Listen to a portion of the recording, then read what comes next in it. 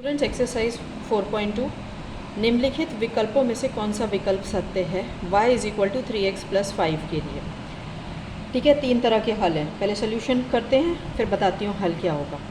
हम यहाँ y 0 डाल देंगे, डाल दिया 0, 5 इस तरफ आ गया, माइनस बन गया, x की वैल्यू निकालनी है, 3 डिनोमिनेटर में चल गया, तो एक हल हो गया -5/3 0। अगर हम x यहाँ पर 0 डाल दें तो y कितना हो जाएगा, 0 + 5 5, तो ये दूसरा हल हो गया। अगर हम x की वैल्यू यहाँ 1 डाल देते हैं तो 3 1 3, 3 + 5 8 हो गया, 1/1,8 एक हल हो गया। स्पष्ट रूप से x के विभिन्न मानों के लिए y के अलग अलग मान मिलते हैं। ठीक है, इस वजह से अपरिमित रूप से अनेक हल होंगे। अलग आप x की वैल्यू डालोगे, बस आप इतना लिख देना, मानों के लिए हमें y के अलग अलग मान प्राप्त कर, ये सब कुछ नहीं लिखना। ठीक है ना। अब निम्न समीकरणों में से प्रत्येक समीकरण के 4 हल लिखिए। 2x + y = 7, y को सब्जेक्ट बनाना है, 2x को यहाँ हटा दिए, माइनस हो गया। ठीक है, अब आप यहाँ पर x की वैल्यू डाल दीजिए।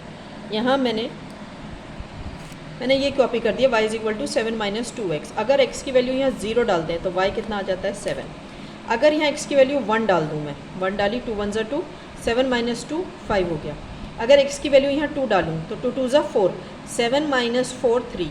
अगर x की वैल्यू 3 डाल दूँ तो 2 3 6, 7 - 6 1। तो अनेक अलग अलग तरह के हल हैं, ये सारे निकल गए। ऐसे ही आपकी नेक्स्ट इक्वेशन है, मैं कॉपी करती हूँ उसको पहले। सेकेंड पार्ट है πx + y = 9। y की वैल्यू निकालनी है तो हम यहाँ लिख देंगे y = 9 - πx। अब यहाँ पर आप x की वैल्यू अगर 0 डाल दें तो y 9 आ जाता है। x की वैल्यू यहाँ 1 डालिए तो π × x क्या हो जाएगा, पाई, तो ये हो गया 9 - π। अगर x की वैल्यू 2 डालें तो ये 2π हो जाएगा, 9 - 2π। और x की वैल्यू अगर 3 डाल दें तो ये हो गया 3π। ठीक है, तो y = 9 - 3π। तो ये इसकी वैल्यूज़ निकल गई। थर्ड पार्ट नहीं करा रही हूँ, इसका थर्ड देखिए। बताइए कि निम्न हलों में से कौन सा समीकरण x - 2y के हल हैं और कौन सा नहीं है। 0 2 है। ठीक है, इस इक्वेशन में हम उन वैल्यूज़ को डालेंगे।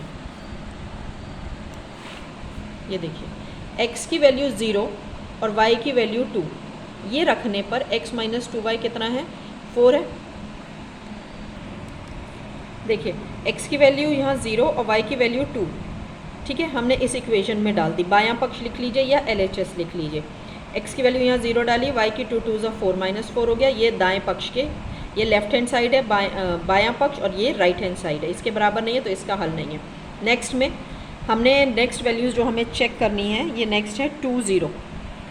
x की वैल्यू यहाँ हमने 2 रखी और y की वैल्यू हमने यहाँ पर 0 रख दी। y तो ये 0 हो गया, x ये रखा, y हो गया 0 और x की वैल्यू हो गई 2। ये क्या हो गई, ये 4 के बराबर आ रही है, नहीं, दाएं पक्ष के बराबर नहीं है, तो ये इसका हल नहीं है। फिर से 4 0 को चेक करना है। x की वैल्यू हमने 4 डाली, यहाँ पर 4 हो गई, और y की वैल्यू 0, तो ये पूरा 0 हो गया। 4 = 4 के, तो ये इसका हल है। ठीक है, ये इसके आप 3 पार्ट्स यहाँ तक कर लीजिएगा। ओके,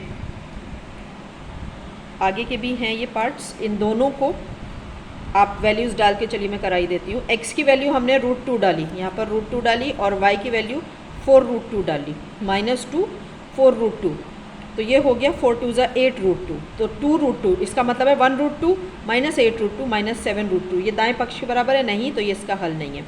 1 1 को डाल लीजिए, यहाँ x की जगह 1 डालिए, y की जगह 1 डालिए, 1 - 2 कितना आ जाएगा, -1, तो ये भी इसका हल नहीं है। आखिरी क्वेश्चन देखिए, k का मान ज्ञात कीजिए जबकि x 2 है और y 1 समीकरण का हल है। x की वैल्यू 1 डाल दीजिए, 2 डाल दीजिए, और y की वैल्यू 1 डाल दीजिए, तो 2 2 4, और ये हो गया 3 1 3, तो 4 + 3 k की मान हो गया 7। ओके।